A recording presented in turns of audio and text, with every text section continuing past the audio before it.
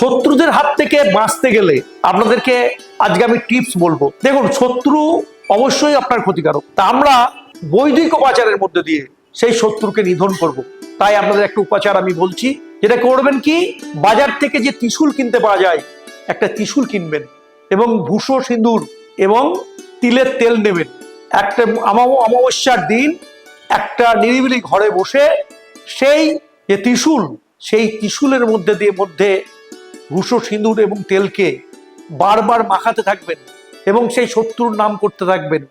পরে সেটাকে লাল ফেলুর মধ্যে জড়িয়ে একটা নতুন থলের মধ্যে ঢুকে ভরে নিকটবর্তী কোনো কালী মন্দিরে, যে কালী মন্দিরে আপনি যান না, সেই কালী মন্দিরে নামিয়ে দিয়ে চলে আসুন। দেখবেন সেই শত্রু আপনার কাছ থেকে ধীরে ধীরে সরে যাবে।